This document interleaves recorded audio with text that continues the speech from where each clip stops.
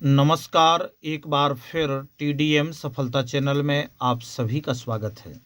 आज की इस वीडियो में कक्षा 8 गणित एनसीईआरटी पैटर्न पर आधारित न्यू सिलेबस के अनुसार आज हम इस गणित के प्रथम चैप्टर परिमेय संख्याएं रेशनल नंबर्स, तो इस अध्याय 1 में परिमेय संख्याओं को समझने से पहले हमें कुछ संख्याओं को समझना आवश्यक है, जैसे कि प्राकृत संख्याएं, पूर्ण संख्याएं, पूर्णांक आदि को हम समझ कर के फिर इसके बाद हम परिमेय संख्याओं को जानेंगे कि वास्तव में परिमेय संख्याएं क्या होती हैं।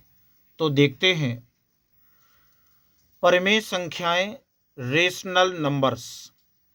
तो सबसे पहले हम जानेंगे प्राकृत संख्याएं, जिसे कहते हैं नेचुरल नंबर्स।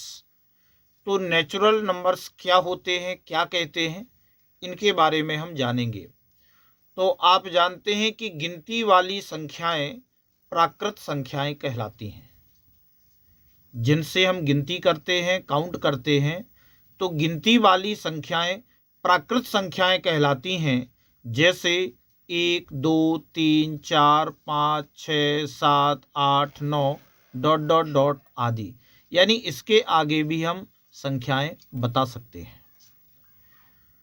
तो प्राकृत संख्याओं को कैपिटल एन द्वारा प्रदर्शित करते हैं। तो कैपिटल एन के द्वारा हम प्राकृत संख्याओं को डिनोट करते हैं, दर्शाते हैं, और इस प्रकार से हम प्राकृत संख्याओं के बारे में जानें। अब आगे आप देखेंगे पूर्ण संख्याएं अर्थात होल नंबर्स। तो पूर्ण संख्याएं क्या होंगी? अभी जो हमने प्राकृत संख्याओं को जाना कि एक से प्रारंभ होने वाली संख्याएं प्राकृत संख्याएं कहलाती हैं। तो हमें ये क्या प्राप्त हो गया? एक समूह मिला हमें, यानी कि प्राकृत संख्याओं का हमें एक समूह प्राप्त हुआ। अब हम पूर्ण संख्याओं को बताएंगे। तो आप जानते हैं कि प्राकृत संख्याओं के समूह में, ये हमारा प्राकृत संख्याओं का समूह है, तो प्राकृत संख्याओं के समूह में यदि शून्य और मिला दिया जाए तो हमें पूर्ण संख्याओं का समूह प्राप्त होता है, और पूर्ण संख्याओं को W द्वारा निरूपित करते हैं, जैसे 0, 1, 2, 3, 4, 5, 6, 7, 8, 9, 10 ... आदि। यानी कि यदि हमने प्राकृत संख्याओं के समूह में अगर हम 0 और मिला दें तो वो कौन सी संख्याएं बन जाएंगी? पूर्ण संख्याएं बन जाएंगी। तो अब आप समझ गए होंगे कि प्राकृत संख्याएं 1 से प्रारंभ होती हैं और पूर्ण संख्याएं 0 से प्रारंभ होती हैं। 0 से प्रारंभ होने वाली संख्याएं पूर्ण संख्याएं हैं और 1 से प्रारंभ होने वाली संख्याएं प्राकृत संख्याएं हैं। अब आगे हम जानेंगे पूर्णांक, जिसे हम कहते हैं इंटीजर्स। तो देखो पूर्णांक क्या होता है कि अभी हमने देखा कि प्राकृत संख्याओं के समूह में हमने शून्य मिला दिया तो हमें किसका समूह प्राप्त हो गया? पूर्ण संख्याओं का। अब हम पूर्णांक में बताएंगे कि पूर्ण संख्याओं के समूह में यदि प्राकृत संख्याओं के ऋणात्मक अंक और मिला दिए जाएं तो हमें पूर्णांकों का समूह प्राप्त होता है। देखो अभी इसमें हमने 0 से संख्याओं को प्रारंभ किया, अब हमें पूर्णांक में हमसे कह रहे हैं कि इसमें यदि प्राकृत संख्याओं की, और प्राकृत संख्याएं कौन है? जो 1 से प्रारंभ होती हैं, यदि हमने इन प्राकृत संख्याओं के ऋणात्मक अंक और मिला दिए जाएं तो हमें पूर्णांकों का समूह प्राप्त होता है, और पूर्णांकों को हम Z द्वारा निरूपित करते हैं। जैसे देखो, तो अब ये तो हमारी यहां से लेकर के ये आपके पूर्ण संख्याएं हैं। अब हमने इन पूर्ण संख्याओं में प्राकृत संख्याओं के ऋणात्मक अंक और मिला दिए, ऋण 1, ऋण 2, ऋण 3, ऋण 4, ऋण 5, ऋण 6, ऋण 7, ऋण 8, इस प्रकार से हम आगे लिखते जाएंगे। तो यहां पर हम देख रहे हैं कि 0 से जब हम दाहिनी ओर चलते हैं तो हम बढ़ते जाते हैं, 1 से बड़ा 2, 2 से बड़ा 3, 3 से बड़ा 4, 4 से बड़ा 5, इस तरह से हम क्या होते जाते हैं? बढ़ते जाते हैं। लेकिन जब हम 0 के बाईं तरफ जाते हैं तो हमारी ये संख्याएं कैसी होती जाती हैं, घटती जाती हैं। 0 से छोटा -1 हो गया, -1 से छोटा -2 हो गया, -2 से छोटा -3 हो गया, -3 से छोटा -4 हो गया। इसका अर्थ यह हुआ कि ऋण की संख्या जितनी बड़ी होती जाएगी वह कैसी होती जाएगी, छोटी होती जाएगी। तो ऋणात्मक ऋण में सबसे बड़ी संख्या कौन होगी, -1, और -1 छोटा है किससे, 0 से। तो अब हमने इन पूर्णांकों को समझा कि ये सभी क्या कहलाते हैं, ये पूर्णांक कहलाते हैं। अब आप इसमें ये समझेंगे कि धनात्मक पूर्णांक यानी +b इंटीजर्स, तो आप देखेंगे कि शून्य से बड़े पूर्णांक, शून्य से बड़े पूर्णांक जैसे 1 2 3 4 5 डॉट डॉट डॉट, ये शून्य से बड़े पूर्णांक धनात्मक पूर्णांक कहलाते हैं। और ऋणात्मक पूर्णांक क्या है, -b इंटीजर्स, तो आप बताएंगे शून्य से छोटे पूर्णांक, ये शून्य से छोटे पूर्णांक हैं। तो शून्य से छोटे पूर्णांक जैसे -1 -2 -3 -4 -5 डॉट डॉट डॉट, यानी और भी हम अंकों को बता सकते हैं। तो ये कैसे पूर्णांक हैं, ये शून्य से छोटे पूर्णांक हैं। तो शून्य से छोटे पूर्णांक ऋणात्मक पूर्णांक कहलाते हैं और शून्य से बड़े पूर्णांक धनात्मक पूर्णांक कहलाते हैं। अब आगे हम समझेंगे, अब आगे हमें दिया गया है कि शून्य, अब देखो यहां पर शून्य बचा है, यानी शून्य से बड़े पूर्णांक हमने धनात्मक पूर्णांक पढ़ लिए और शून्य से छोटे पूर्णांक हमने ऋणात्मक पूर्णांक पढ़ लिए। लेकिन शून्य क्या है, तो हम यहां पर बताएंगे कि शून्य ना तो धनात्मक पूर्णांक है और ना ही ऋणात्मक पूर्णांक है। शून्य को ना तो हम धनात्मक कहेंगे और ना ही ऋणात्मक कहेंगे, क्योंकि शून्य शून्य है, वह ना प्लस का रहेगा और ना ही वह माइनस का रहेगा। तो अब हम समझेंगे परिमेय संख्याएं अर्थात रेशनल नंबर्स।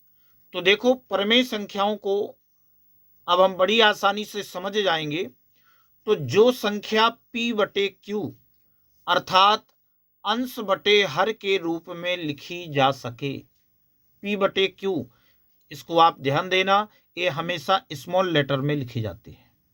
जो संख्या p/q अर्थात अंश बटे हर के रूप में लिखी जा सके, जहां p और q पूर्णांक हैं, p और q पूर्णांक हैं तथा q शून्य के बराबर नहीं हो, परिमेय संख्या कहलाती है। यानी जो शून्य के बराबर नहीं हो, यानी कि q शून्य नहीं होना चाहिए, अर्थात हर शून्य नहीं होना चाहिए। अगर हर शून्य हो गया तो फिर वह परिभाषित नहीं रहेगा, वह अपरिभाषित हो जाएगा। तो आप समझें कि जो संख्या p/q अर्थात अंश बटे हर के रूप में लिखी जा सके, जहां p और q पूर्णांक हैं तथा q शून्य के बराबर नहीं हो, परिमेय संख्या कहलाती है। जैसे 4, 4 क्या है, यह परिमेय संख्या है, क्योंकि इसे हम अंश बटे हर के रूप में लिख सकते हैं। तो 4 को हम क्या लिख सकते हैं, 4/1। तो 4 अंश हो जाएगा और नीचे 1 क्या होगा, हर होगा। और जिस संख्या के नीचे हर में कुछ नहीं होता है वहां हम 1 लगा देते हैं। क्यों, क्योंकि हर का अंश में भाग लगाया जाता है। तो जब हम 1 का भाग 4 में देंगे तो हमें 4 ही प्राप्त होगा। तो 4 को हम 4/1 लिख सकते हैं। यह -1/2 है, जिसमें अंश p का मान -1 है और हर q क्या है, 2 है। यह भी परिमेय संख्या है 3/2, क्योंकि इसका अंश 3 है और हर 2 है। 5/7 यह भी परिमेय संख्या है, क्योंकि इसका 5 अंश है और हर 7 है।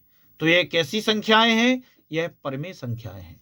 अब आगे हम समझेंगे परिमेय संख्याओं के गुणधर्म, यानी प्रॉपर्टीज ऑफ रेशनल नंबर्स।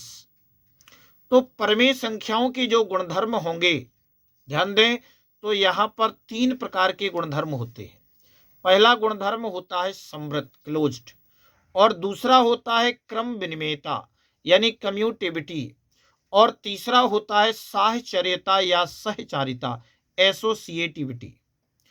तो यहां पर परिमेय संख्याओं के गुणधर्म में हम 3 प्रकार के गुणधर्म पढ़ेंगे, एक समृद्ध, दूसरा क्रम विनिमेयता और साहचर्यता या सहचारिता। तो साहचर्य नियम, तो इस प्रकार से हम यहाँ पर 3 प्रकार के गुणधर्म प्रमेय संख्याओं के बारे में जानेंगे। तो यहाँ पर हम देख रहे हैं, प्रयास कीजिए। तो सबसे पहले जो हम प्रयास करेंगे वह है नंबर 1 गुणधर्म समवृत्त। समवृत्त के लिए हम देखेंगे, यहाँ पर हम एक तालिका बनाएंगे और यहाँ पर हम लिखेंगे संख्याएं जो अभी हमने पढ़ी हैं।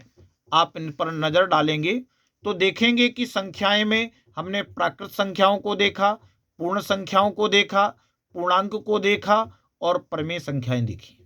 ध्यान दें, तो प्राकृत संख्याएं, पूर्ण संख्याएं, पूर्णांक और प्रमेय संख्याएं, और यहां पर दिया है अंतर्गत समवृत्त हैं। तो अंतर्गत समवृत्त हैं यानी योग के अंतर्गत समवृत्त हैं, व्यवकलन के अंतर्गत समवृत्त हैं, गुणन के अंतर्गत और भाग के अंतर्गत। तो हम कैसे जानेंगे कि प्राकृत संख्याएं योग के अंतर्गत समवृत्त हैं, पूर्ण संख्याएं योग के अंतर्गत समवृत्त हैं, पूर्णांक योग के अंतर्गत समवृत्त हैं और प्रमेय संख्याएं योग के अंतर्गत समवृत्त हैं।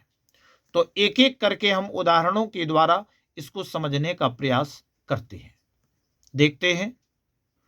तो अब हम जानेंगे कि जो प्राकृत संख्याएं होती हैं वह 1 से प्रारंभ होती हैं। 1 2 3 4 5 6 7 8 9 ... तो अब हमें सबसे पहले समझना है योग के अंतर्गत क्या क्या प्राकृत संख्याएं योग के अंतर्गत समवृत्त हैं। तो आप देखेंगे कि अगर एक पूर्णांक आपका 1 है और दूसरा पूर्णांक आपका 5 है तो हमें योग कितना प्राप्त होता है? 6 प्राप्त होता है। तो क्या 6 आपकी प्राकृत संख्याओं में है? हमें स्पष्ट दिख रहा है कि 6 प्राकृत संख्याओं में है।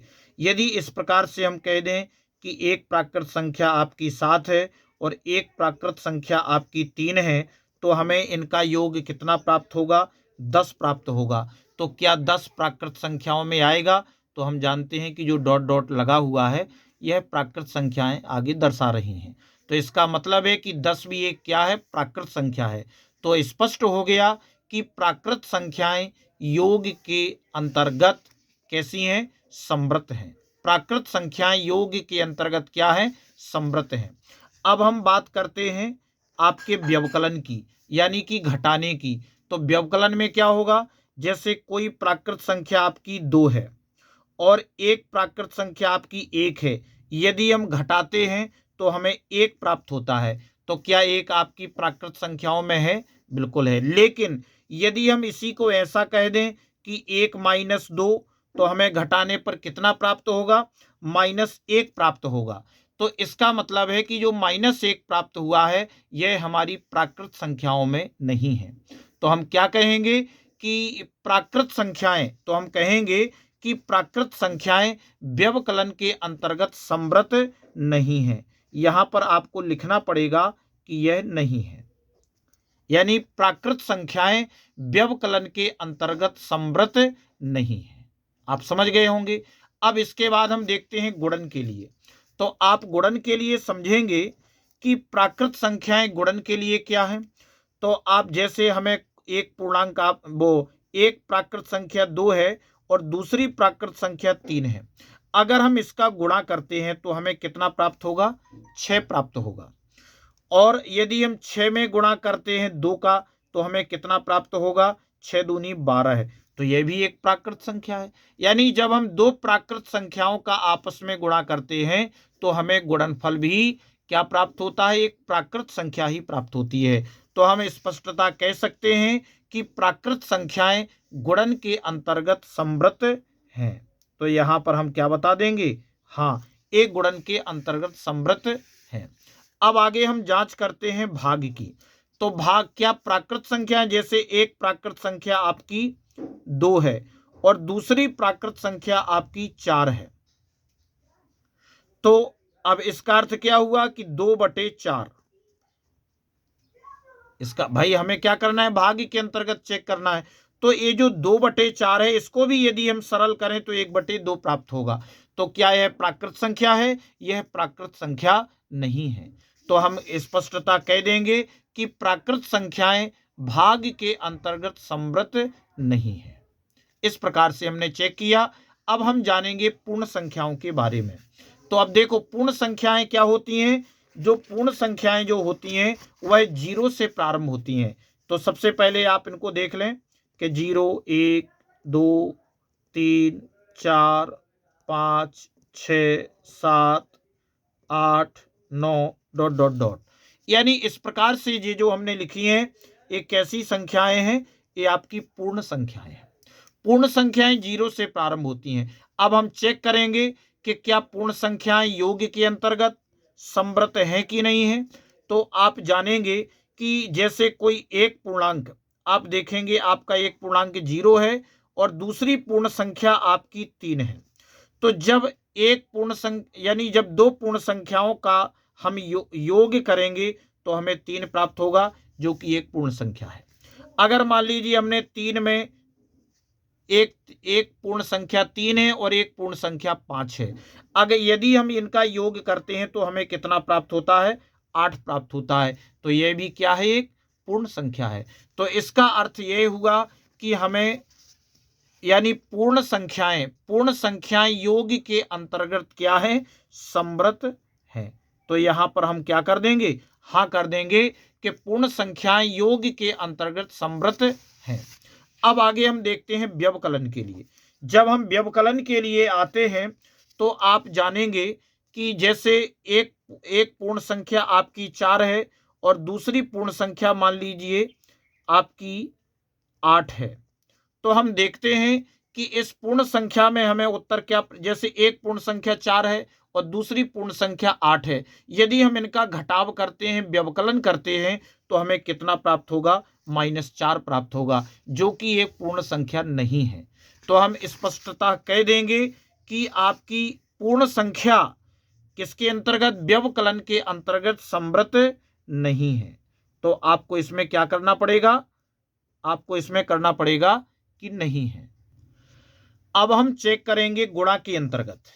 तो गुणन के समृत है कि नहीं है पूर्ण संख्याएं। तो हम देखते हैं कि एक पूर्ण संख्या आपकी 0 है और दूसरी पूर्ण संख्या आपकी 2 है। जब हम इनका आपस में गुणा करेंगे तो हमें 0 प्राप्त होगा। तो यह कैसी संख्या है, एक पूर्ण संख्या है।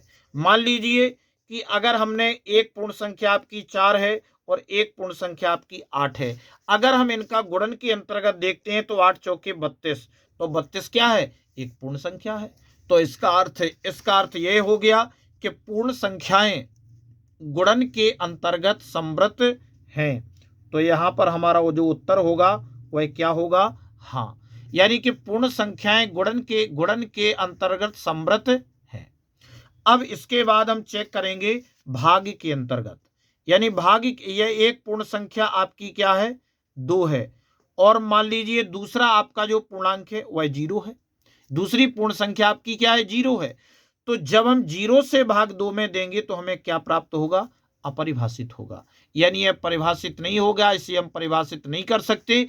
तो इसका अर्थ हो गया कि भाग के अंतर्गत पूर्ण संख्याएं समृत नहीं है। तो यहां पर आपका उत्तर होगा कि पूर्ण संख्याएं भाग के अंतर्गत समृत नहीं है। अब हम इसके बाद देखते हैं पूर्णांक। तो आप जानेंगे कि जो पूर्णांक होते हैं, तो यहां पर आप समझेंगे कि जो पूर्णांक होते हैं, तो पूर्णांक में आप देखते हैं कि 0 से दाहिनी तरफ प्लस की संख्याएं होती हैं, 0 से बाईं तरफ प्राकृत संख्याओं के ऋणात्मक अंक होते हैं। यहां पर भी हम अनंत तक विस्तार कर सकते हैं और यहां पर भी हम कर सकते हैं। तो अब हमें सबसे पहले चेक करना है।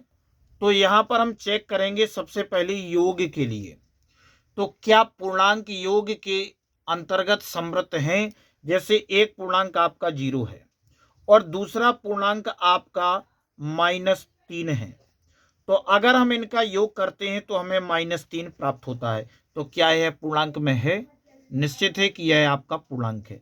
मान लीजिए एक पूर्णांक आपका -3 है और एक पूर्णांक आपका +8 है। जब हम इन दोनों का योग करेंगे तो हमें कितना प्राप्त होगा, +5। तो यह भी एक पूर्णांक है। तो इसका अर्थ यह हो गया कि आपका पूर्णांक योग के अंतर्गत समृत है। तो यहां पर जो हमारा उत्तर होगा वो क्या होगा, हाँ होगा।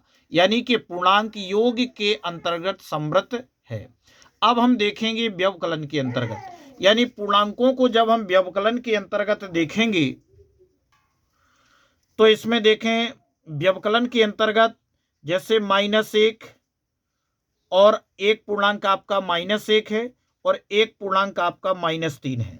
अब अगर हमें इनको क्या करना है, घटाना है, व्यवकलन करना है, तो आप देखेंगे कि आपका क्या होगा, -1 और ये आपका कोष्ठक के बाहर माइनस का चिन्ह लगा है तो ये प्लस बन जाएगा, तो प्लस के आपके 3 हो गए, तो उत्तर में कितना आएगा, प्लस के 2। तो यह क्या है, आपका एक पूर्णांक है। इसके बाद मान लीजिए एक पूर्णांक आपका 4 है और दूसरा पूर्णांक आपका 8 है। अगर हमें इस पूर्णांक में व्यवकलन करना है तो व्यवकलन के अंतर्गत हमारा उत्तर कितना आएगा, 4। जब 4 - 4 आएगा तो हम जानते हैं कि यह भी एक क्या है, यह एक पूर्णांक है। तो हम स्पष्टतः कह देंगे कि पूर्णांक व्यवकलन के अंतर्गत संवृत है।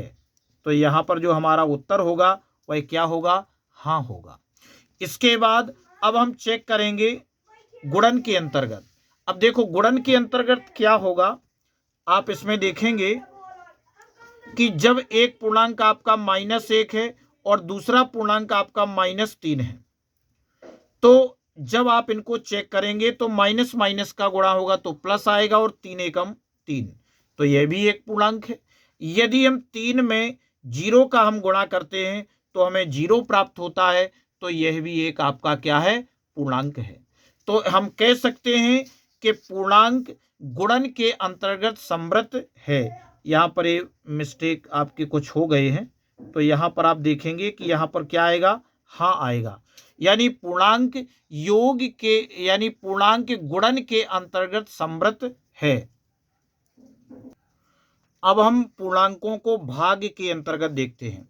जब एक पूर्णांक आपका -2 हो और दूसरा पूर्णांक आपका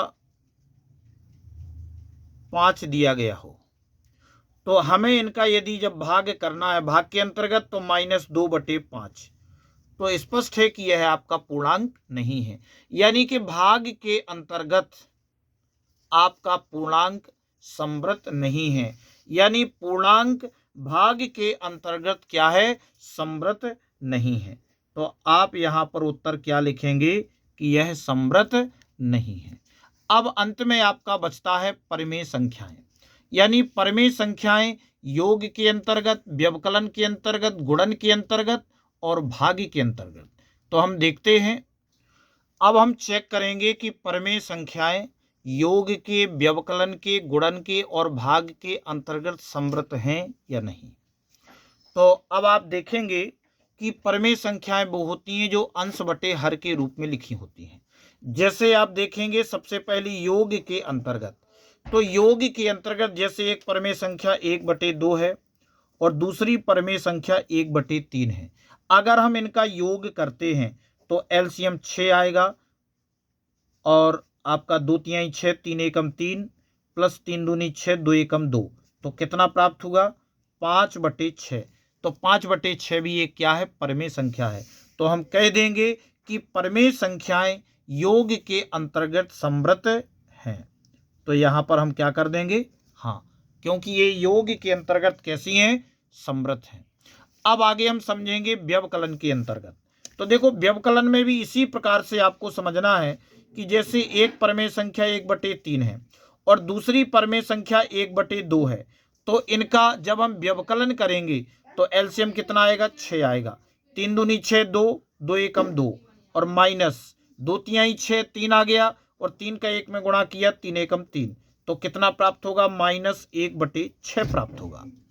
तो जो -1/6 आया है यह भी परिमेय संख्या है, यह ऋणात्मक परिमेय संख्या है। तो इसका अर्थ यह हुआ कि परिमेय संख्याएं व्यवकलन के अंतर्गत संवृत हैं। तो आप यहाँ पर उत्तर लिखेंगे हाँ। इसके बाद अब यदि हम गुणन के अंतर्गत चेक करें, गुणन के अंतर्गत क्या है, तो आप देखेंगे कि संख्या है 1/3 और गुणा 1/5। अगर हम इनका गुणन चेक करते हैं तो 1 एकम 1 और 5/3 15, तो 1/15 है, यह भी क्या है, परिमेय संख्या है। एक आपका अंश हो गया और 15 क्या हो गया, हर।